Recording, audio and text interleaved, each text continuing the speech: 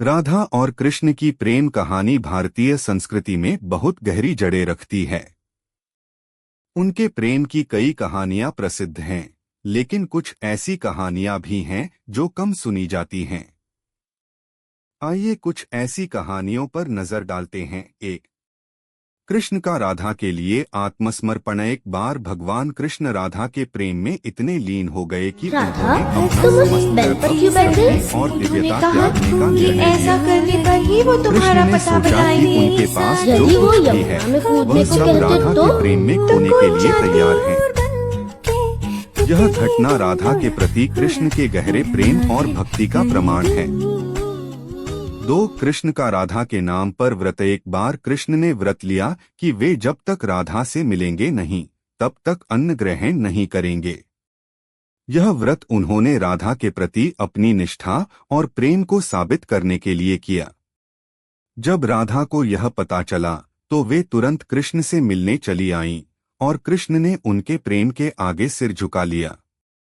3, राधा का वन में कृष्ण से वियोग। जब कृष्ण वृंदावन छोड़कर मथुरा चले गए तो राधा का दिल टूट गया। वह रोजाना यमुना के तट पर बैठकर कृष्ण का इंतजार करती और उनके साथ बिताए गए पलों को याद करती। इस वियोग की पीड़ा ने राधा को आध्यात्मिक स्तर पर बहुत ऊंचा उठा दिया और वे कृष्ण की ऊर्जा का अनुभव करने लगीं। यह उनके प्रेम की पराकाष्ठा थी। 4, राधा की कृष्ण से अंतिम भेंट। जब कृष्ण द्वारका में स्थापित हो गए थे तब राधा उनसे मिलने आई।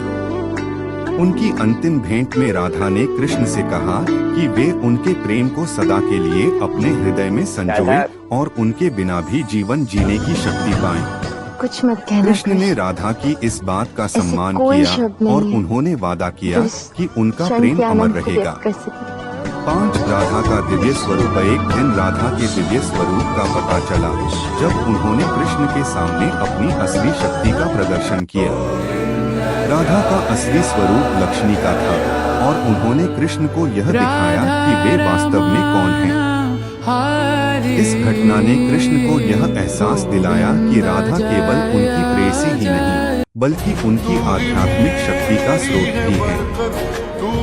इन कहानियों से यह स्पष्ट होता है कि राधा और कृष्ण का प्रेम केवल